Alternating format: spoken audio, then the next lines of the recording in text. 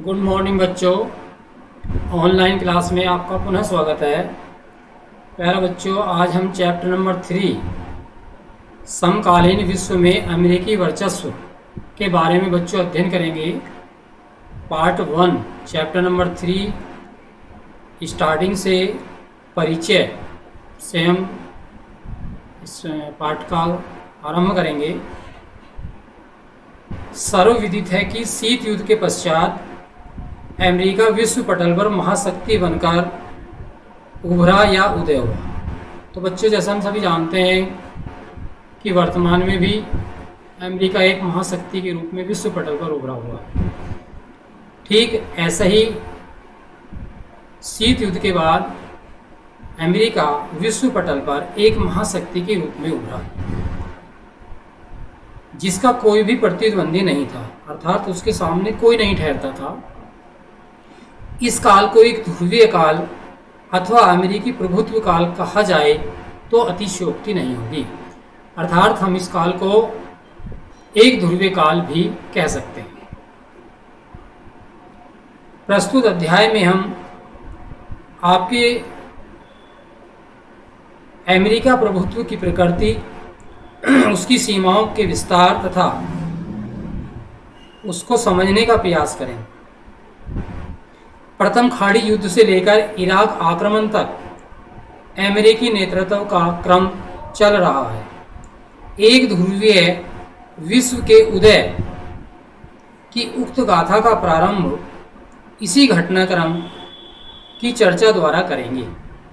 उसके पश्चात वर्चस्व की अवधारणा के आलोक में प्रभुत्व की प्रकृति का अध्ययन करेंगे।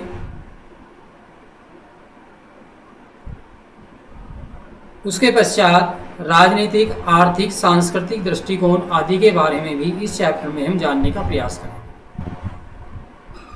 इसके साथ साथ बच्चों, हम विचार करेंगे कि भारत के पास अमेरिका के लिए नीतिगत विकल्प क्या है।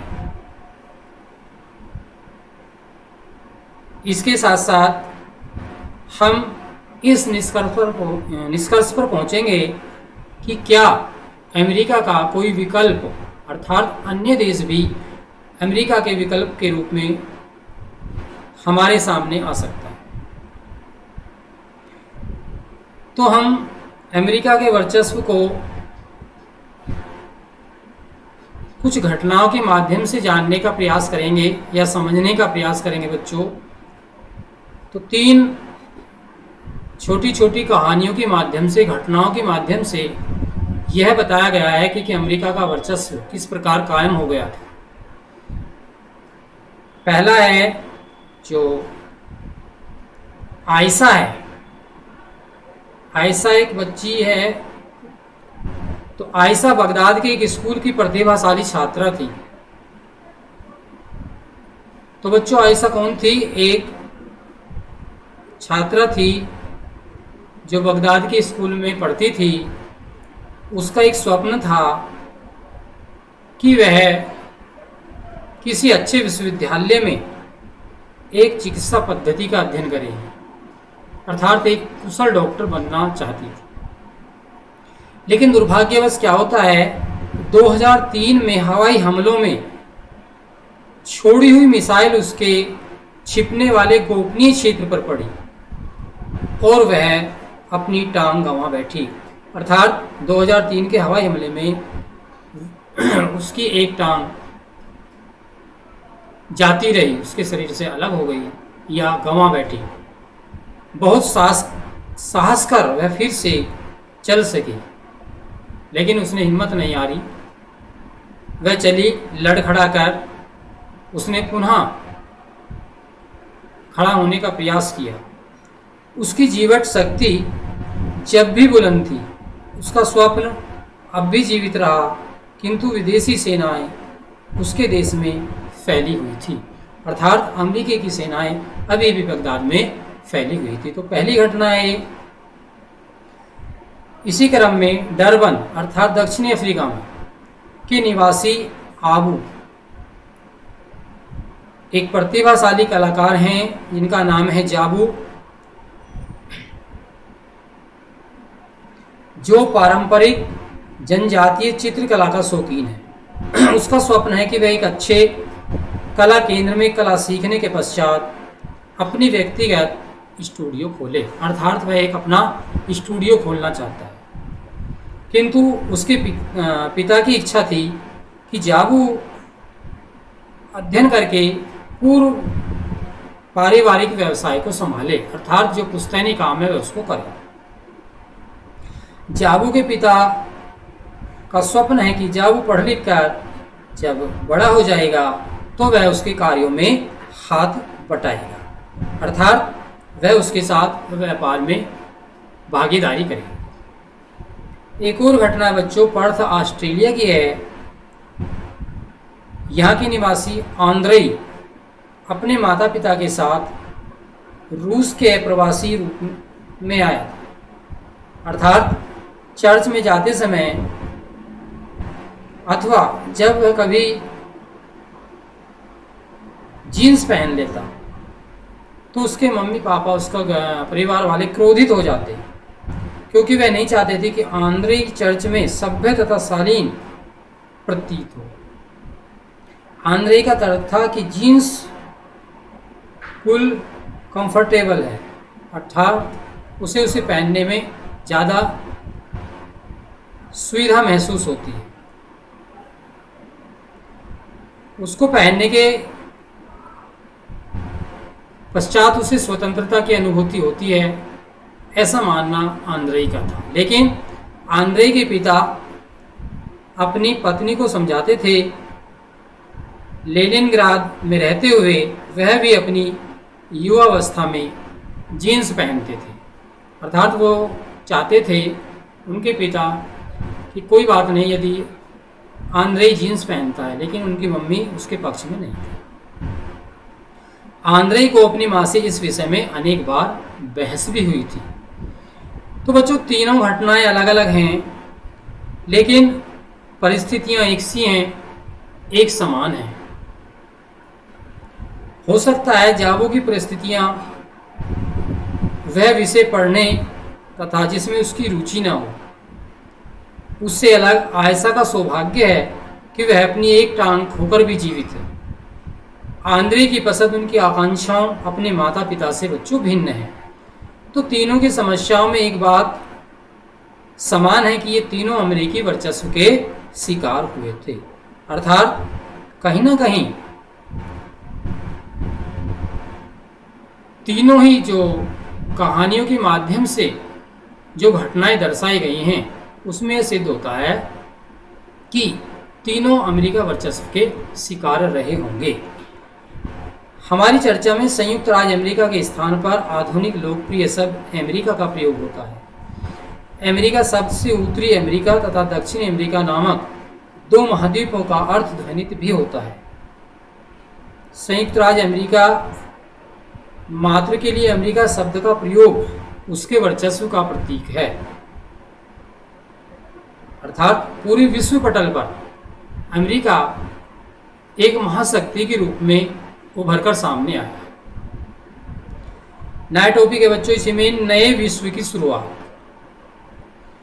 सोवियत संघ के अकस्मात विघटन से प्रत्येक देश, प्रत्येक व्यक्ति आश्चर्यचकित रह गए।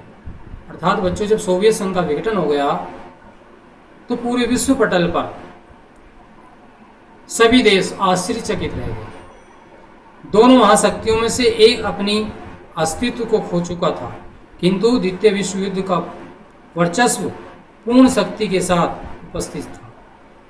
ऐसा प्रतीत होता है कि अमेरिका के वर्चस्व का आरंभ 1991 में हुआ था, जब एक महाशक्ति के रूप में सोवियत संघ अंतर्राष्ट्रीय विश्व पटल से ओझल हो चुका था।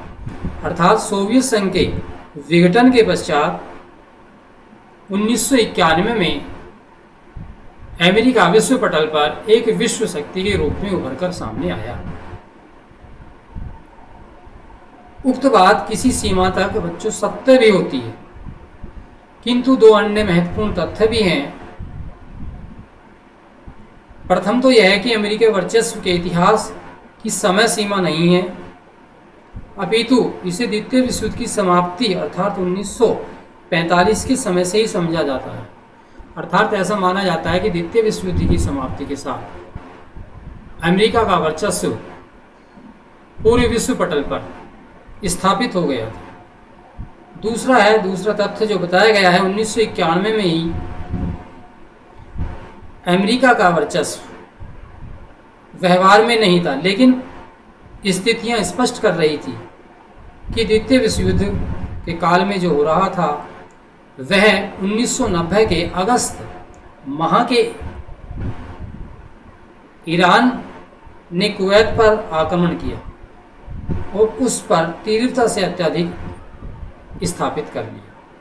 जब इराक को समझाने बुझाने के समस्त राजनीतिक प्रयास असफल हुए तो संयुक्त राज्य अमेरिका ने कुवैत को मुक्त कराने हेतु बल प्रयोग करने की अनुमति दे दी।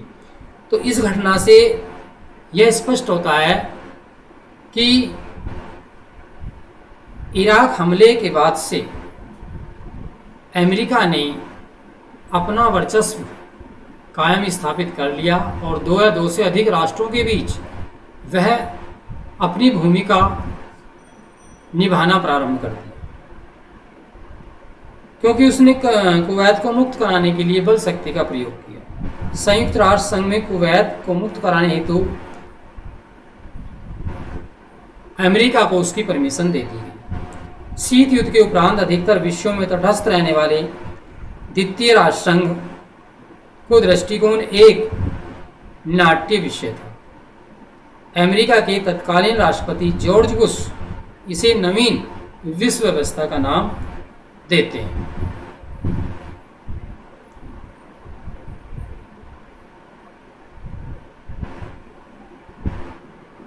आगे जानेंगे।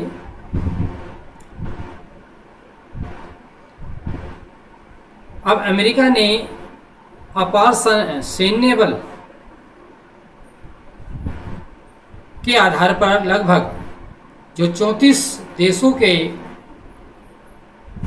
गुट के रूप में बना था, ईरान के विरुद्ध आक्रमण से उसे पराजित किया। इस युद्ध को प्रथम खाड़ी युद्ध भी बच्चों कहा जाता है, क्योंकि ईरान और इराक खाड़ी राष्ट्र हैं।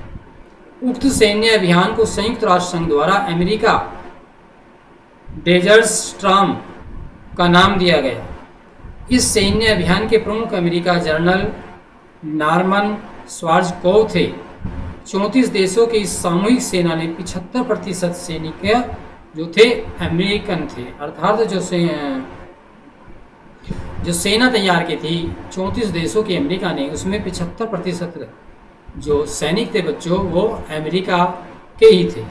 यद्यपि इराक के राष्ट्रपति सद्दाम हुसैन, जो कि अति आत्मविश्वासी थे, उनका कथन था कि यह युद्ध 100 जंगों की एक जंग सिद्ध होगी, किंतु ईरानी सेना परास्त हो गई और उसे कुवैत छोड़ने को विवश होना पड़ा। अर्थात अंत में आकर इराक को हार का सामना करना पड़ा और अमेरिका की विजय हुई। प्रथम खाड़ी युद्ध से यह स्पष्ट हो चुका है कि सैन्य क्षमता के आधार पर अमेरिका एक शक्तिशाली देश है, जिसकी तुलना किसी अन्य देश के सैन्य बल से अधिक है। अर्थात इस युद्ध के बाद यह अवश्य स्पष्ट हो गया कि विश्व पटल पर सैनिक क्षमता के रूप में अमेरिका पूरे विश्व में प्रथम स्थान पर है। प्रौद्योगिकी के धरातल पर अमेरिका के अन्य देशों को बहुत पीछे छोड़ दिया। टेक्नोलॉजी में भी अमेरिका ने अन्य देशों को पीछे छोड़ दिया है। अमेरिका ने इस युद्ध में तथाकथित स्मार्ट बम का भी प्रयोग किया, जिसकी तकनीक उच्च श्रेणी की थी। कुछ पर्यवेक्षकों ने इस युद्ध को कंप्यूटर युद्ध के नाम से भी पुकारा है। बात करें संचार के माध्यमों की, तो संचार माध्यम से इस युद्ध का बहुत प्रचार प्रसार किया गया। इस प्रकार यह एक बच्चों वीडियो गेम बार में परिवर्तित हो गया। संपूर्ण विश्व के दर्शक संचार माध्यमों से बड़ी तल्लीनता से ईरानी सेना की प्राच्य देख रहे थे। अर्थात सभी राष्ट्र ने देखा कि इराक पराजित हो गया है। यह तथ्य वास्तविक किंतु अविश्वसनीय है कि अमेरिका को इस युद्ध से दोहरा लाभ हुआ। एक तो उसे युद्ध में विजय प्राप्त हुई, दूसरे उसे आर्थिक लाभ भी प्राप्त हुआ। युद्ध पर व्यय की गई धनराशि से कहीं अधिक उसे अनेकों संसाधन जर्मनी, जापान तथा सऊदी अरब जैसे देशों से उसे अनेकों संसाधन भी प्राप्त हुए। बात करते हैं इसी क्रम में आगे क्लिंटन दौर की। तो प्रथम विश्व युद्ध में विजय प्राप्त करने के पश्चात जॉर्ज बुश 1992 में डेमोक्रेटिक पार्टी के प्रत्याशी विलियम जेफरसन बिल क्लिंटन से राष्ट्रपति पद का चुनाव हार गए। बिल क्लिंटन ने अपने चुनाव घोषणा पत्र में विदेश नीति मुद्दा गौण कर घरेलू नीति को मुख्य रूप से चुनाव का मुद्दा बनाया, जिसके कारण 1996 में बिल क्लिंटन पुनः चुनाव जीते और इस प्रकार उन्होंने 8 वर्षों तक राष्ट्रपति के पद पर कार्य किया। क्लिंटन के कार्यकाल में ऐसा प्रतीत होता है कि अमेरिका ने अपने स्वयं को व्यक्तिगत हितों में ही सम्मिलित कर लिया। अर्थात क्लिंटन के काल में अमेरिका ने अपने व्यक्तिगत विषयों को अधिक महत्व दिया। विश्व के अन्य विषयों में अमेरिका की संलग्नता तथा रुचि का अभाव स्पष्ट झलक रहा था।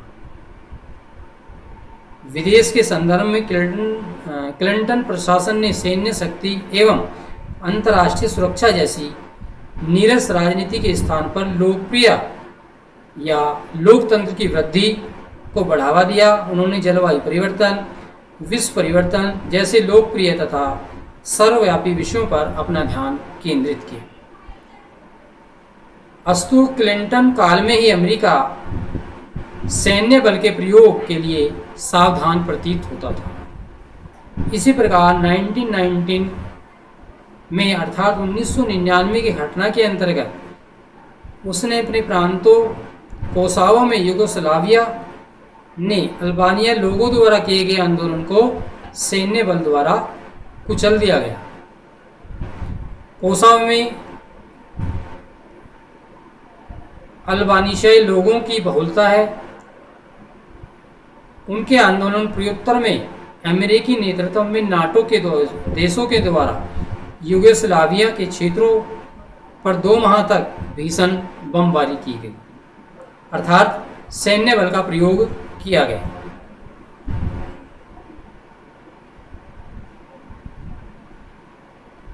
इसी क्रम में क्लिंटन काल में द्वितीय वर्ष या द्वितीय सबसे बड़ा सैन्य बल केनिया तथा तंजानिया के अमेरिकी दूतावासों पर 1998 में हुआ। आतंकवादी इस्लामिक विचारों से प्रभावित आतंकवादी